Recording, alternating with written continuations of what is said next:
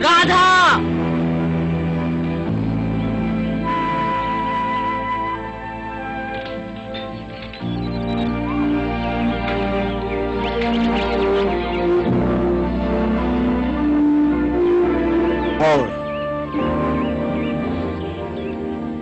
Mowgli, तुम जहाँ भी हो अपनी नजरें ऊपर आसमान पर उठाए रखना।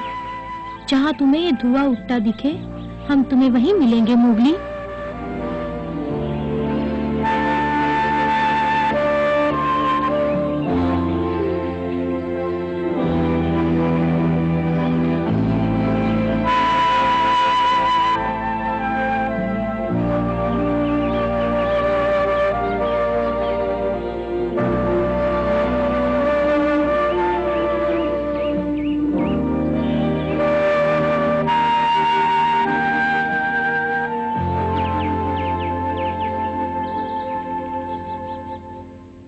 राधा, तुम कहाँ खो गई?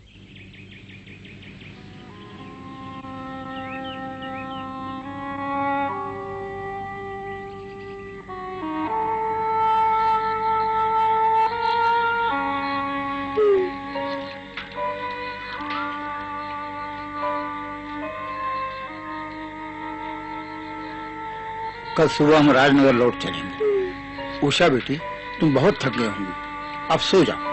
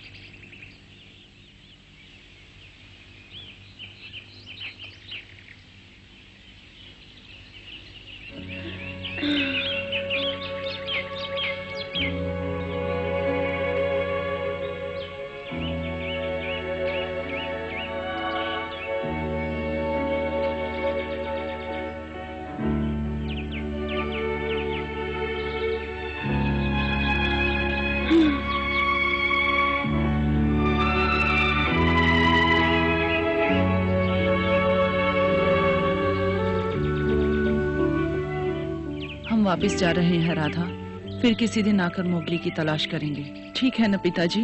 हाँ राधा बेटी, मुझे पूरा विश्वास है अगली बार हम उसे अवश्य ढूंढ लेंगे। उसकी तलाश में हम जंगल का चप्पा चप्पा छान मारेंगे, ऊंचे ऊंचे पेड़ों पर चढ़कर उसे जोर जोर से पुकारेंगे, वो अवश्य मिल जाएगा। लेकिन इस वक्त हमें यहाँ से जाना होगा बेटी।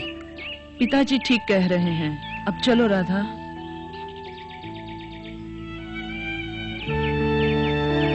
चलो बेटी। आती हूँ।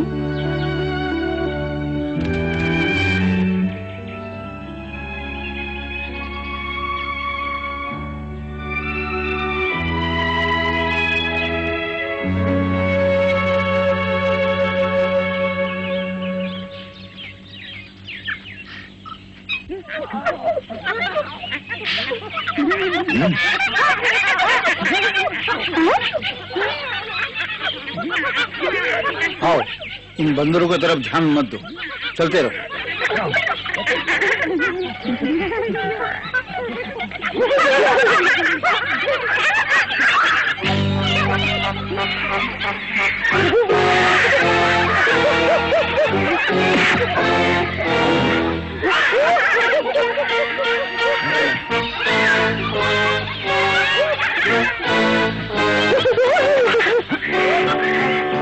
बदमाश, दूर हटो, जाओ। मेरी बेटी को छोड़ दो। माँ, कोई बचाओ मुझे। मोगली, कोई बचाओ मुझे। मोगली। राधा, राधा।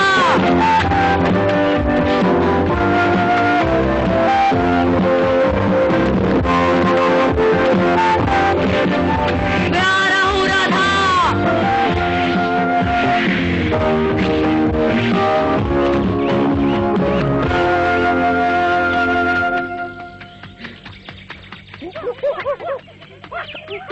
हाँ मोगली, वो देखो। हाँ राधा।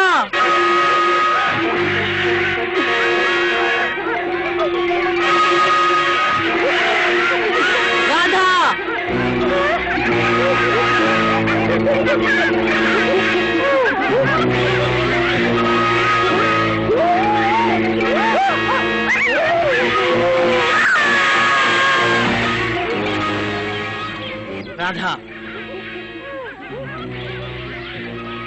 मैं आ गया हूँ।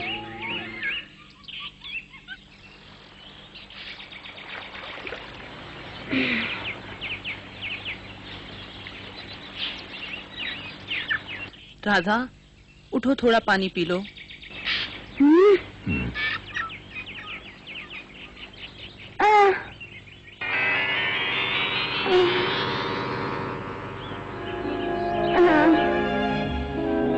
नहीं, मुझे जाना है। राधा, तुम बिल्कुल ठीक हो। तुम्हें मोगली ने बचाया है। मोगली, तुम कहाँ हो मोगली? मुझे बचाओ। बेचारी, बंदर उससे डर गई, इसीलिए बहुत घबराई हुई लगती है। इधर देखो राधा, अब तुम सुरक्षित हो। वो बंदर भाग गए। तुम्हें देखकर बहुत खुशी हुई।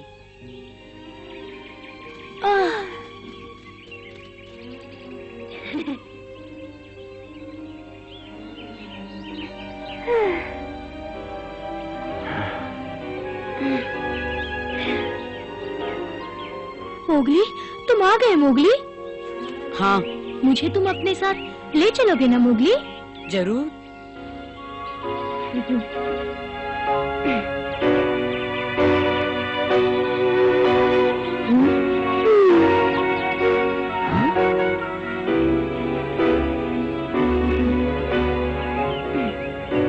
तुम्हारी बहुत याद आती थी मोगली। भगवान ने हमें फिर मिला दिया।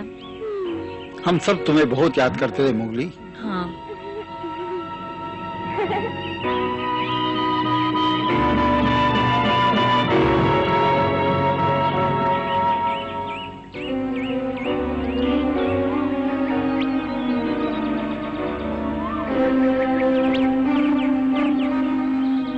तो इसका मतलब राधा के पिता अब इस दुनिया में नहीं रहे? यही बात है मोगली। जब हम राजनगर पहुँचे, वहाँ बीमारी फैली हुई थी और राधा के पिता भी उस बीमारी की चपेट में आ गए। वैद्य, हकीम सबको दिखाया, लेकिन कोई कुछ न कर सका। पिताजी बहुत बीमार थे और धीरे धीरे वो अपनी सहन शक्ति खो बैठे। फिर एक दिन चल बसे। हमने संजय को इसी गांव में दफनाने का फैसला किया, जिसमें उसका बचपन और जवानी गुजरी थी। हम जानते थे कि गांव वाले हमसे काफी नाराज होंगे, लेकिन हमें विश्वास था कि हमारी परेशानियां देखकर शायद वो हमें माफ कर देंगे। लेकिन यहाँ पहुंचकर देखा तो गांव पूरा उजड़ चुका था। पता नहीं ये सब किसने किया। लेकिन मैं जानती थी कि ये काम मोगली और उसके साथियों का है। बताओ मोगली, मैं ठीक कह रही हूँ ना? ये सब कैसे हुआ? मैं बताता हूँ। जब मुझे मालूम पड़ा कि गांव वालों ने राधा पर कितने जुल्म किए हैं, तो मुझसे रहा नहीं गया।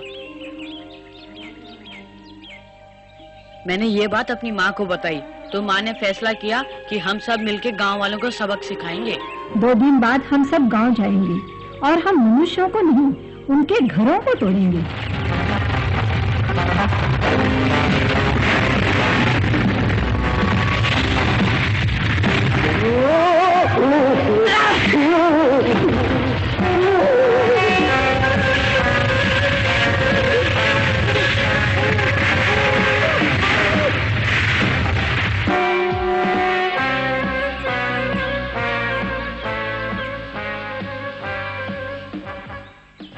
उस दिन के बाद जंगल बदल गया। चारों तरफ शांति हो गई, एकदम खामोशी। हाँ। देखा, मैंने जो कहा वही हुआ ना? विश्वास नहीं होता, तुमने बंदूकधारियों को भगा दिया। जंगल के जानवरों को देख के उनके हाथों से बंदूकें गिर गई। देखते ही देखते वो सब भाग गए। शायद गांव वाले बहुत डर गए होंगे। उन्होंने मेरे परिवार के साथ जो भी किया, फिर भी मैं उनकी तरफ से माफी मांगता हूँ। अब पुराने दुखड़े रोने से कोई फायदा नहीं। बड़ी बात यह है कि हमें मोगली मिल गया। हम बड़े भाग्यशाली हैं। क्यों राधा, ठीक है ना? हाँ, क्यों नहीं?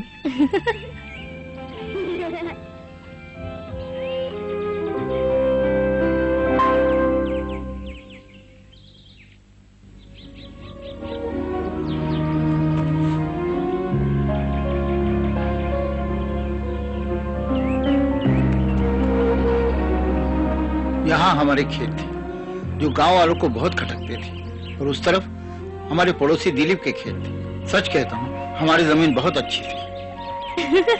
राधा, इसमें हंसने की क्या बात है? इसलिए हंसी कि ये जमीन अच्छी थी नहीं, अब भी अच्छी है।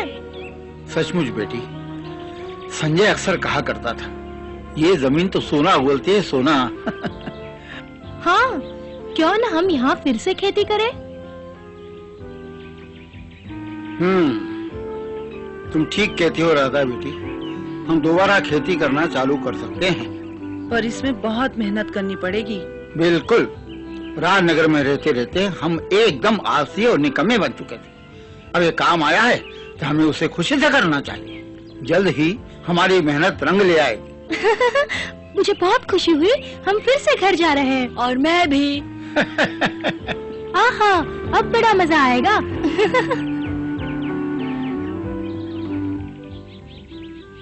ये वो जगह है जहाँ भैंसे चराया करते थे। बिना जानवरों के ये जगह कितनी सुनी लग रही है ना बेटी? तुम बहुत तेज दौड़ते हो मोगली, मैं भी एक दिन तुम्हारा मुकाबला करूंगी। देखा बेटी, राधा कितनी खुश नजर आ रही है। हमने गांव आकर बहुत ही अच्छा किया। मैं जानता हूँ ये काम कठिन है, लेकिन भगवान ने चाहा तो सब ठीक हो जाएगा। लेकिन हम यहाँ कैसे रहेंगे? हमारे पास तो कुछ भी नहीं है, रुपया पैसा। सच कहती हो उषा। हमारे जानवर भी पता नहीं कहाँ होंगे। हम खेत कैसे जोतेंगे? पता नहीं, मुझे कुछ समझ में नहीं आता। दादाजी क्या सोचने लगे? यही कि जिंदा रहने के लिए हमें खाना चाहिए, और खाने के लिए खेती करनी होगी, और खेती करने के लिए हमें जानवर चाहिए। उसकी क्या जरूरत है? आपके जानवर तो यही हैं। क्या क्या कह रहे हो मोगली? इसका मतलब है कि हमारी भैंसें कहीं आसपास ही होंगी। हाँ बिल्कुल, गांव वालों के जाने के बाद सभी जानवर घबरा गए थे, लेकिन हमारे साथी भेड़ियों ने उनकी रखवाली की है। वो सब नदी के उस पार हैं। ये तो बहुत अच्छी खबर है। सुना बेटी, कुछ सुना तुमने? हाँ पिताजी, मोगली ने ये खबर सुनाकर हमें नई जिंदगी दी है। अब हमें मेहनत करके कामयाब होना है।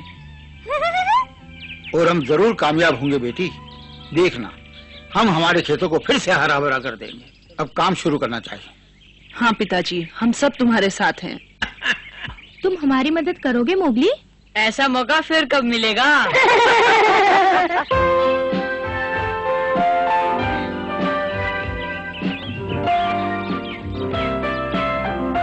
एक दो तीन, ये निकला।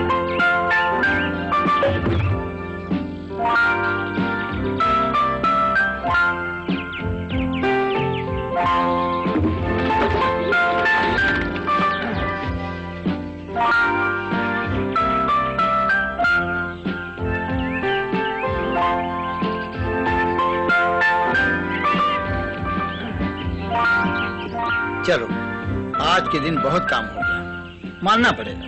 मोगली ने हमारी बहुत मदद की। ये एक संयोग है कि मोगली हमें दोबारा मिल गया। हम भाग्यशाली हैं। हाँ बेटी, पिछले दिनों हमारे सर पर जो मुसीबतों के बादल घिराए थे, अब वो धीरे धीरे छटते जा रहे हैं। ऐसा लगता है अब हमारे अच्छे दिन आ गए हैं। हमें मोगली का धन्यवाद करना चाहिए। उसकी वजह से हमारे ये दिन वापस लौट आए। हाँ बेटी, मोगली हमारे लिए तो वरदान साबित हुआ है, और राधा के लिए तो अवतार बन के आया है ना राधा बेटी? हाँ, शायद आप ठीक कह रहे हैं।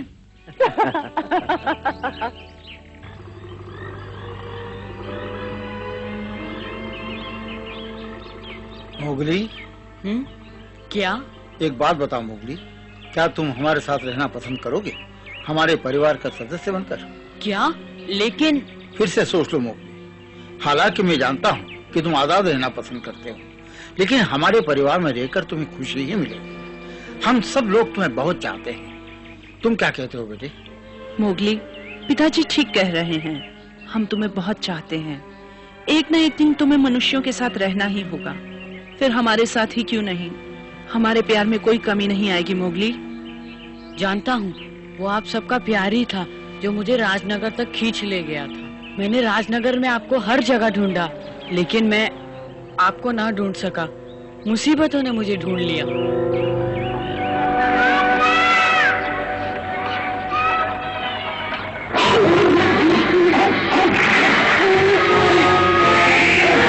भाग बस मैं वापस लौट आया। ओ मोगली, अब तो हम तुम्हें मिल गए हैं, हमारे साथ रहोगे ना? हाँ। सच मोगली? फिर तो बहुत मजा आएगा, है ना? बहुत मजा आएगा।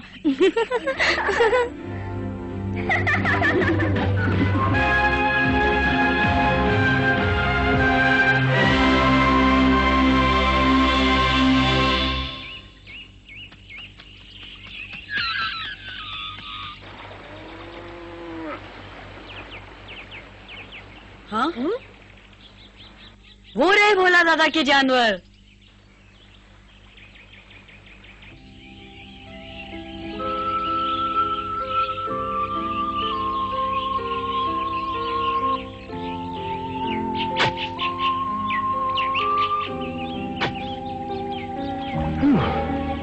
पिताजी, अब थोड़ा आराम कर लीजिए। आप सुबह से काम में जुटे हैं, थक गए होंगे। लेकिन अभी बहुत काम बाकी है बेटी, और फिर काम करने में मुझे खुशी होती है। आपका बस चले तो आप दिन रात काम करते रहें। सच बेटी, इसी का नाम जिंदगी है।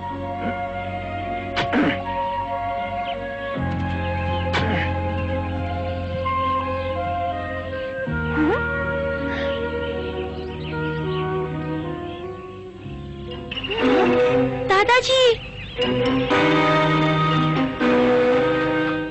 दादाजी, माँ, कुछ लोग इधर आ रहे हैं।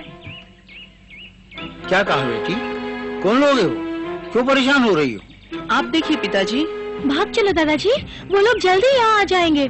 तो इसमें घबराने की क्या बात है राधा बेटी? कौन है वो लोग? पता नहीं, मैंने उन्हें ठीक से नहीं देखा, लेकिन वो 4 है और उनके साथ 2 बच्चे भी हैं। क्या? मैं जाकर देखता हूँ। जरा संभल के। अरे, ये तो मेरा पड़ोसी दिलीप है और उसका भाई अमरीक। भोला, तुम यहाँ? हाँ?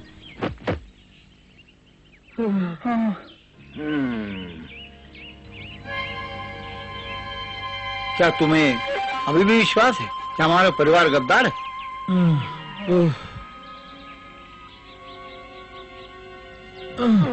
सुनो भोला, हमें माफ कर दो। अनजाने में हमसे बहुत बड़ी गलती हो गई थी। हाँ, हमें माफ कर दो।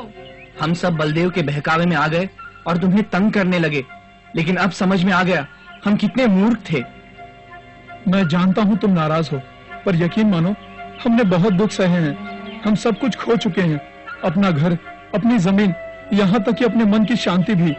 भोला, हमें माफ कर दो और एक बार फिर अपने पड़ोसी की तरह अपने पास रहने दो। चुप हो जाओ मेरे लाल, चुप हो जाओ।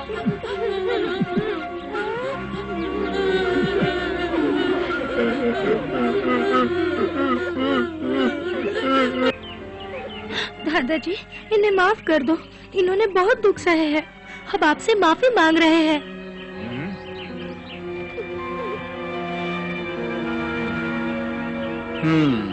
ठीक कहती हो बेटी, इन्हें अपने किए की सजा मिल गई। तो क्या तुमने हमें माफ कर दिया भोला? शुक्रिया भोला। बहुत बहुत शुक्रिया। तुम वापस क्यों आ गए दिलीप? अब हमारे लिए कहीं कोई जगह नहीं है भोला। जब जानवरों ने हमें यहाँ से भगाया तो हम बहुत से नगरों में गए, लेकिन वो सब हमसे डरते हैं, सोचते हैं हम जालिम हैं। वो सब जंगली लड़के के बारे में जानते हैं कि वो शैतान है। मोगली शैतान नहीं है, वह हमारी तरह इंसान है। हाँ? वो देखो, मोगली भैंसों के साथ। क्या भैंसों के साथ? वो तो पक्का शैतान है। चुप रहो तुम। एक बात कान खोल के सुन लो, अगर इसके बाद तुमने मोगली को शैतान कहा तो मुझसे बुरा कोई न होगा। वो हमारे परिवार का एक सदस्य है, उसके साथ इज्जत से बात किया करो। मोगली। माँ, दादाजी, देखो मोगली हमारी सब भैंसों को ढूंढ लाया। हमारी भैंसे, मोगली हमारी भैंसे ढूंढ लाया। अब हम आराम से खेती कर सकते हैं। देखो कितना बड़ा झुंड है भैंसों का। क्या ये सब तुम्हारे हैं भोला? नहीं अमरीक, मेरा झुंड इतना बड़ा नहीं था। तुम्हारे जानवर भी है इसमें और दूसरे किसानों के भी। मोगली, राधा, बहुत मजा आ रहा है इन पे। तुम भी बैठोगी? हाँ हाँ, क्यों नहीं।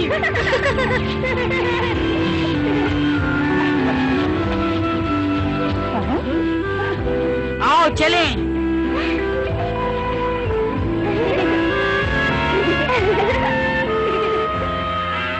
देखो माँ।